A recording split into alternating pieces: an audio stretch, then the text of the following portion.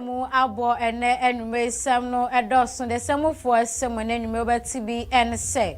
Ghana mampanyi de nsem akomienu bi abeto monten so fa Dr. Omane Boama na woye kane defense minister ne wato ne benkum so sa enso ana Accra regional minister de ababetudwa ese timamufo binum a won ete eye laguna work peshi wo hye omunefua no eye duonu baako so omumfiri won menye sade a won ejapade nyina ye bedwiri nyina egu de ama wo mu sa enso na Waec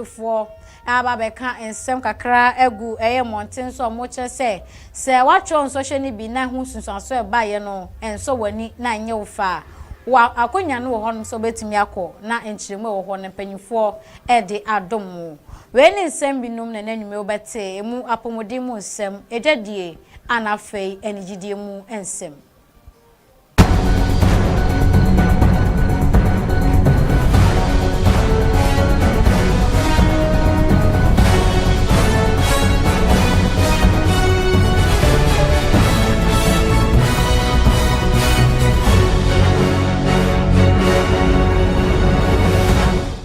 Meda wase amwakwa abase oni yetena ye meyetwa hutia wa eba ye enwume nonu pam kase ebo anabre no edru so a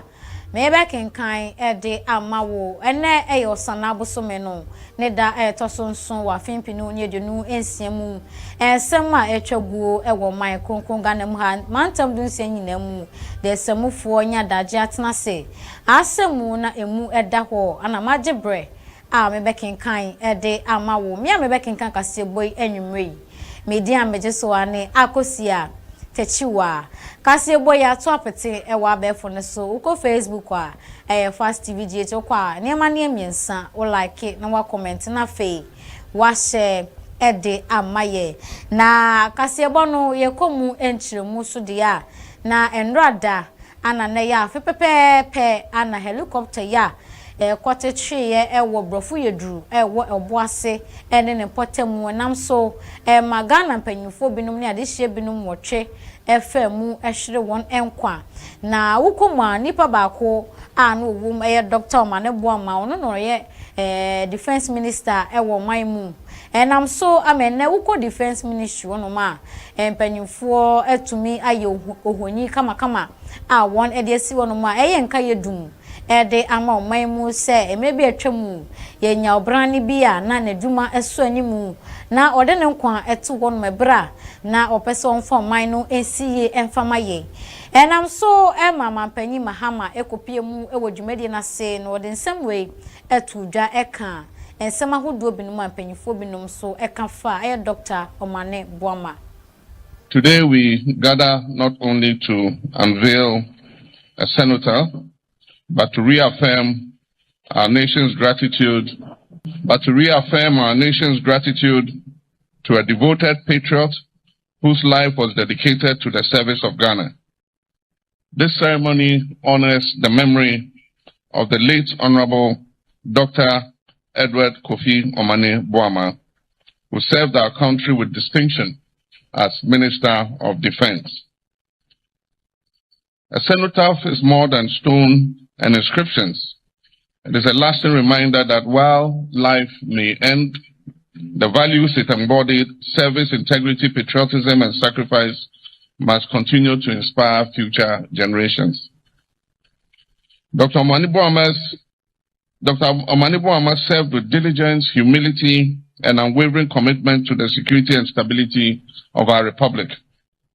His contribution to strengthening our armed forces and advancing Ghana's democratic governance will remain part of our national. Free say subrane etoye Ghana hanoma fena baby ensuo etumi eyiri fa womo binum adane etukotena ewo maimu aban panyimfo elisi omoni so ese won betie si nkrampoponi mantema na enieme bia won esusu se ensuo to a etumi efa honom amanfo asi adan asi wonom no won etumi edri nyina egu se de be ya ensuo to betumi enya baby afa na wo enkran poponi mantem hanom de ya wokobia ya ife ne se laboma a ewo kweshi lagu bako a ewo honom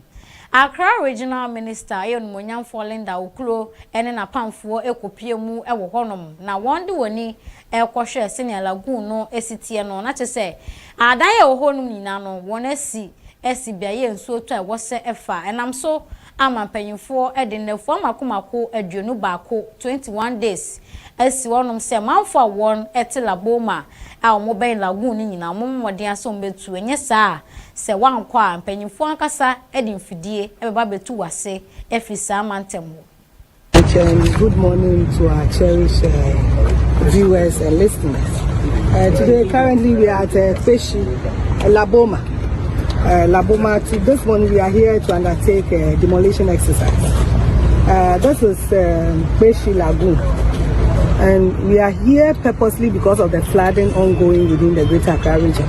You know, we did some demolition exercise, some time ago. It doesn't mean that we stop.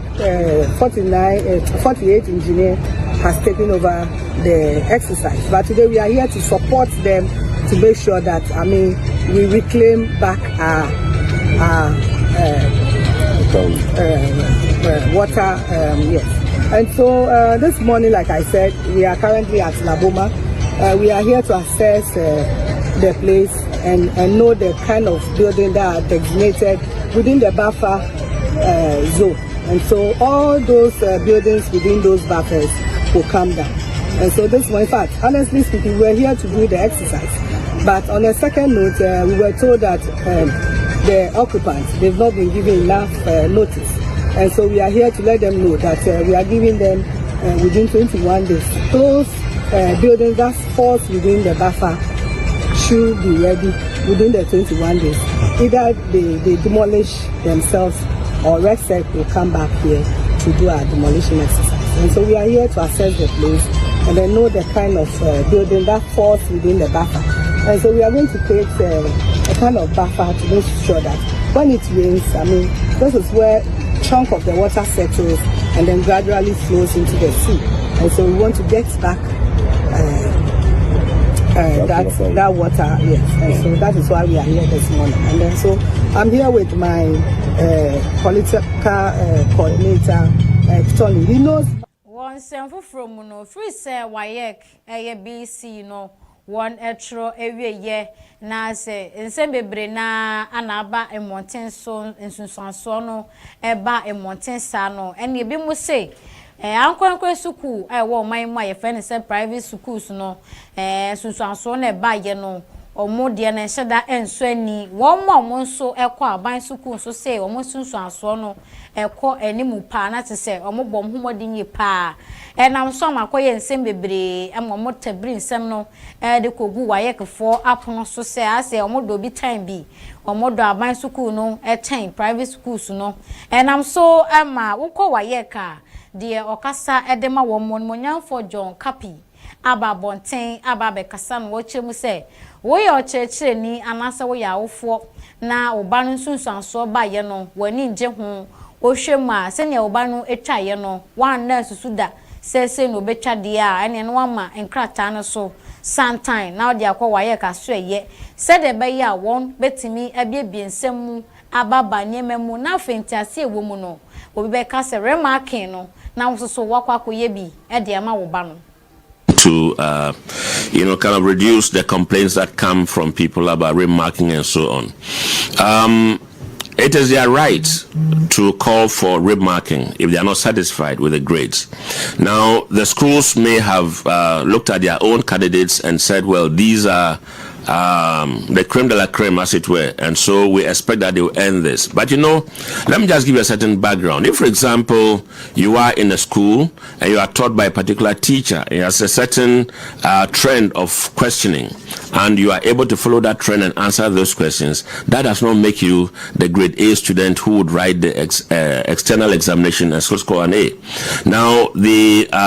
classroom tests are not standardized tests. What we do are standard tests. We have experts who sit there and moderate the questions. We have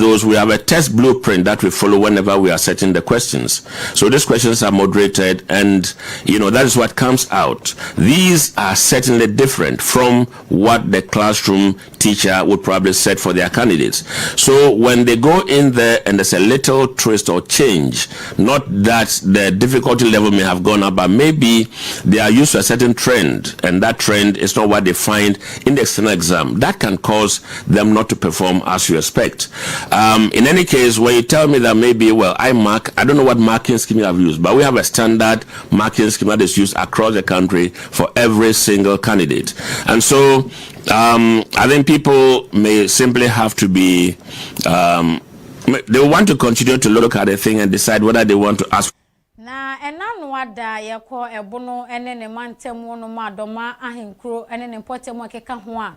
DVL fo ebe shebo ese enchekra no omoba besi eye DVL office bako e de ama wo mo e wodoma ene ne potemu se de be ya se kasa hoduo ne bi efri eye ehye no so eye kodivu ahye no so e ba oman mu a won benya amanyofo binom ene abambufo binom a won so begina mu na watumi ahwehwe omo niema mu ansa na omobo ewura oman Ghana mu hanom enam so amasese ya de ene omo de aso abofoma adwumadie no ahyase gidigidi pa ewo honom na enam so amabono regional minister onumonyamfo eye Dominic Adoma Ameyawo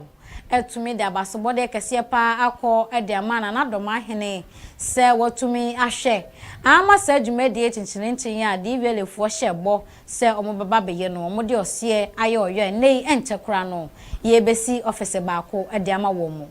asasi ye penokre na edin kakra vise na asasi anana no Muhammad Awro Modi kan twama eye Doma secondary school for na so ye penso ano asasi mo de na si form e ma mpa ene yenya dan fefe ya omsa fe na dia so go phone de na so ba bia dan na dura e kire se na enchi bia ye bi wi ana sa enti na asasi fo da wase dodo wa ya de so konsulta ye chi de bia da o me hu se ye ka se ahensem ene amanyo sema na nya tamfo be nuanom inu a bebo be hu se be ya ye kuru betumpon enti yebebo sajifo abaso na nye we nku aso yehwa prapra dwuma sajifo ye de boa ama me kura nku wo henhanem na no ya wo se pam kwane sajifo na de ni fidie sisu a o twa so mana to so kama mesere yemfa nsebo kese e mai so emergency sane sajifo she Ghana mampanyi bo se obeboa no na ena ba ne bia baba kundwa so obaye de yenko ano na be se koso na tuyefo na taye ti se be ya apomodi mu nsemu ene enumre yebekọ Ghana Association of Medical Laboratory Scientists omo aso eye na yekọ no mode a na atesenti ye free wo eba ene se empepi yekwa yaresabia hodo a wo kọ na yebisa wo se ede na eye wa na ne yadarete wo yesefa kọ na ekọ wo ma omohwehwe mogemu na omohwehwe eye sebio yedwunso mu ni ade eye lab fo yi fakoko na ye ncheke efama wo eno ana doctor fo say wo ma mo ye adwuma e wo lab no mo hu hia pa enei se wo ba esua ade na se wo so be ye adwuma e wo bia ya ye hwe nipa apomodin mu a empempe a wo fo mpese mo ma e be ye adwuma wo lab eno ana doctor fo show mo nkran say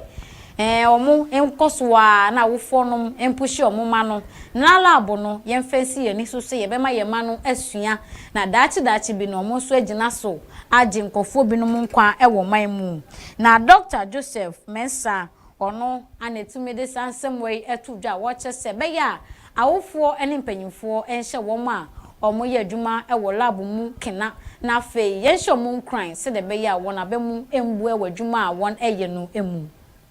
enono sano yewo Allied Health Professions Council enono abana mandate no anadi tumi a hye ne sem se ohwe se lab for a owo Ghana ha nyina omo ye dwuma ho no ese ye train o yetimi ehu se edwuma no onimiye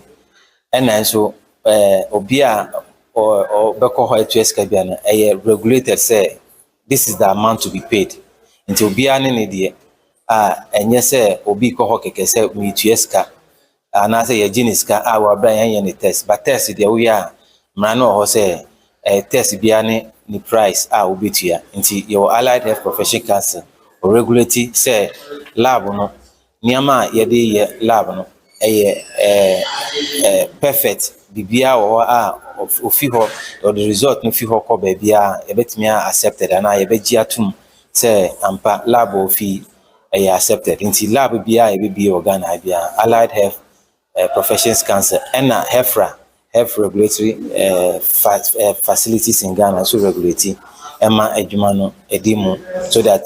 yemfa obia enkwa endi agro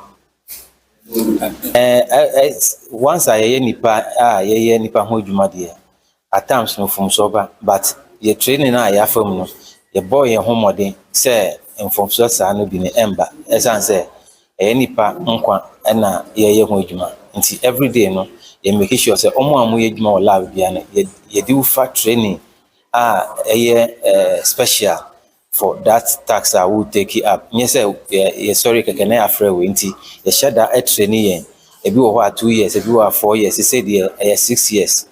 And omo training ebe medical doctor of medical laboratory science. Nti obi a obe ye be employee na ebe fan lab edwum say na no si ya pe ana onimonyamfo John Kofi Nakoja awoye Ghana Medical Laboratory Scientist and also the Ghana Medical Laboratory Scientist okolebu on na ye omutitreni anase dwom treni a wo honom ana ono so we ode nsemetu dwa wo chese mpempi na empanyimfo binom ne Ghana fo binom ye kase obi eye adwuma e wo lab na ye bu nanimtia ye hu se lab fo no kra na dimu akotene se base obi e wa yaresabia na opayaresha wo mu ana ebom ho de ye pa e wa yaresabia ne mu. So, for the medical laboratory science practice in Ghana, everybody knows the practice, the challenges we go through, the governance issue, where people see the laboratory science practice as secondary. But with the evidence-based medicine that everybody is practicing, it has become clear that laboratory is the bedrock of modern medicine. So, the laboratory can no more be a second fiddle. So we are encouraging duty bearers to change the status quo. The laws are clear. The laboratory profession is a distinct profession from any other. The practice of science in medicine or in the hospital has come to stay. So for now, we cannot be regarded as people without qualification. People have been trained specially. We have consultants in the laboratory. We have people who have done procurement, other aspects of the laboratory so that the practice will become better. But the governance issue must be resolved so that where decisions are taken about healthcare, the laboratory is seated. Because how can you go and do procurement for laboratory consumables without a scientist? On what basis are you buying it? So we urge government and duty bearers to include the laboratory in hospital management. That's the only way to give holistic care and let me say some free apomodemu ensemu na yenko edwedemu ensemu dia ne nano Bank of Ghana etumi governor no etumi ekopiemu ebodoma eko ensrahwe ene doma hene na ajimanbedu awotoso mienu eboanan ekodi nkomo ekodi anu baba ye kama efa omanmu ekwan ya won befa so a omobehwe ama omanmu yesika semetumi akobrane na inflation no so a ne ya ba etumi achi na gina ho a entumi enkostru no akoso a abafom ede amaye na eno ana wo kopiemu onom no eye osagefo osiadeyo Dr. Ajimanbedu a wotoso mienu eye nanadoma hene ede nsemienu bi etudwa wo chese ene ye hwese ne economy aye ya na chese enso to na so efom odin na so na hoahoa ye pa se Bank of Ghana for atumi atenase na wahwe ama inflation no watumi aye bibi afa ho a enkosoro eno so a emafom na ne bebi ejina no ehwo a anomache no ejina mana kwa abasronko eba bempredase ha na madanase se na problem o hwe na dwuma se na esiso a ne enya ho kwane na obadoma hinkro ese wenda na se bebre na we ade a ayemfe wono nye nipa nko social media so pa na governor for baba ko se bebo nsrahwe na beba bono amabia kan de ese ma hwehwe ma minhu se beta nante sa eno kire adwuma sono a oye wenda na se ne naboafo we me komenima we adea ande bonabaso oduru ba bia menti ha dwomadu antoso mienu nkasa benwokube nwanka nso ndie ne nhu ne nka wo papa ameka wanya papa na nhwe Ghana po benho kyereba ameka we mama no so a me kamfo no kamfo a me kamfo no on kyere Ghana yesikasem inflation as at December 2024 na ye 23.3 na ne ohwe nwoma ma we December 2025 na just say afi ba akope a obefaye o sa abane bi ka ho ani sa bane be pia no hu say sisei akọ 5.4 na chese ayede ayade na o kan inflation bi ne be bisa sa na inflation na ba de say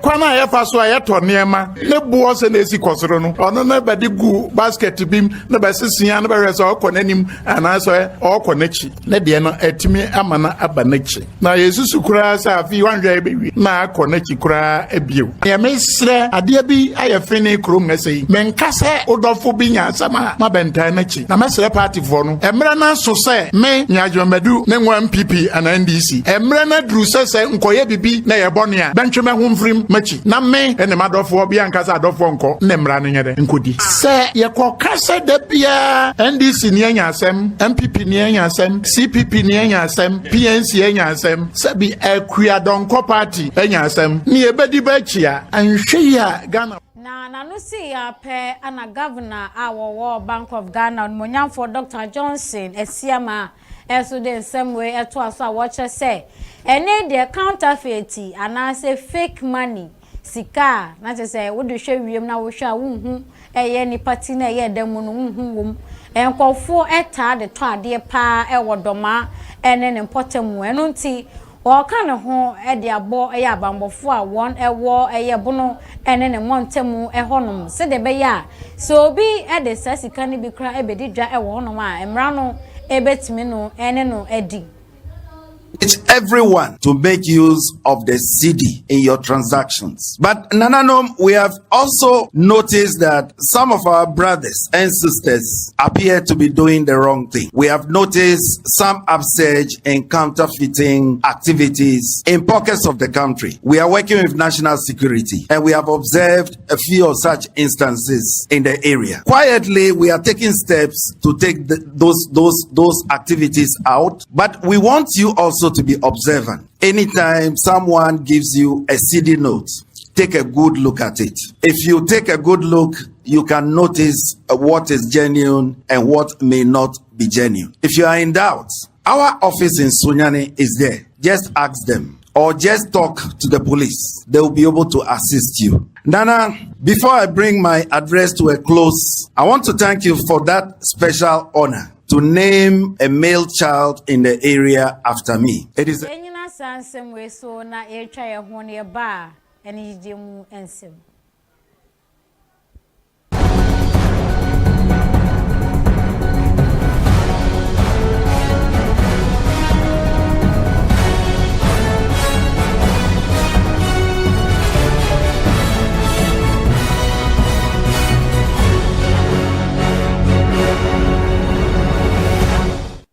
Meda wase amwa kwa base one yetna ye mietwa ehutiawa eba ye fast news na gusa wo hwe ewo kasafoni no eso de aduso no eye enigide mu ensem na ye kwaji ye ne dia na Ghana ne nyumtuni aye friend se kidi se cheese na waje so amame na kidi abedi nkomo kakra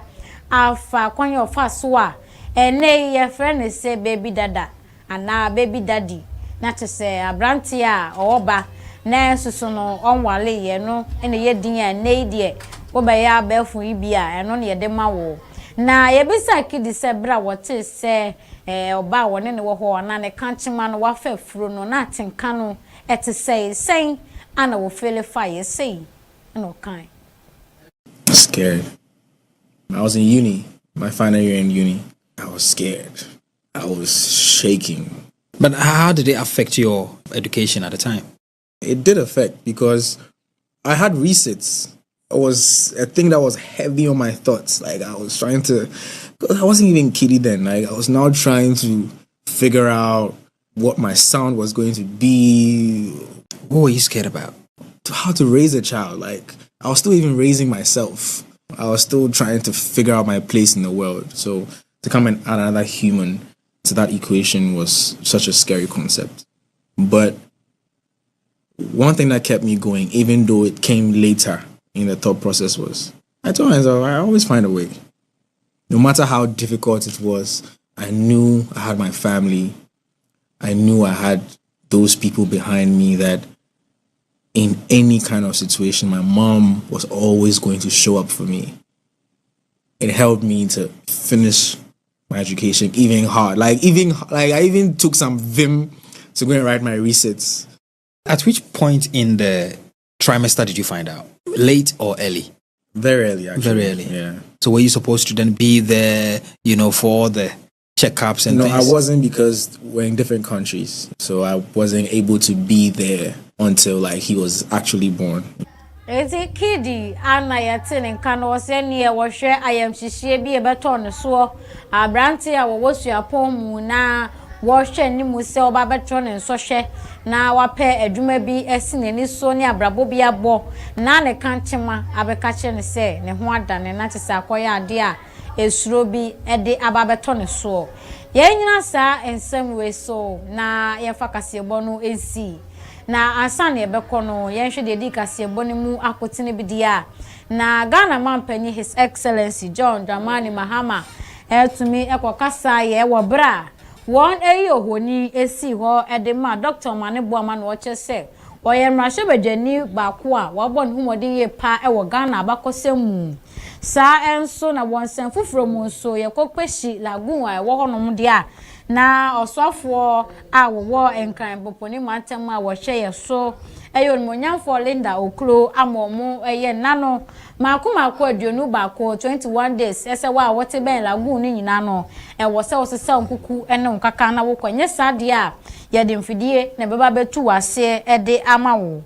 Waec fo ede ababeto omopono eso se sa woye mabunu a watro bi sin social na wie woye owofo anasa woye ochecheni na susuaso a ba ye no wani enje hu no fakọ na Remarking yi bi won so kọ na yenye bi emfama na bibia ntimi entodin emfa emma weni nsem bi no nanwume wote ye mu apomodin mu nsem edwade ana afei enigide mu ensem de bia meka chew se oye oba oye bema na se wo ho na wapomodin hu nsem hu ehia wo pa na se wuni bubobi he ba mehya e wo wonchen dia no te se wo hwrade pa ene dru abadwama so bia eka ho asem eno ani bubobi he ba mehya se wonum na ato malaria 3DB ana afa onumu ana se typhoid ana wakwama doctor fo akire se bi ewo moja ni mu edra wo hia eno ane bubobi he ba mehya production team no bia ye na afemu de ye ko MCR de a na carriage wo honom sanso ana ye ba studio so a ofosu hine so wo honom ya meje bre na mede kaseboyi ebesom wo me dia meje so ane akosua techiwa mema omo hwe enitie adehye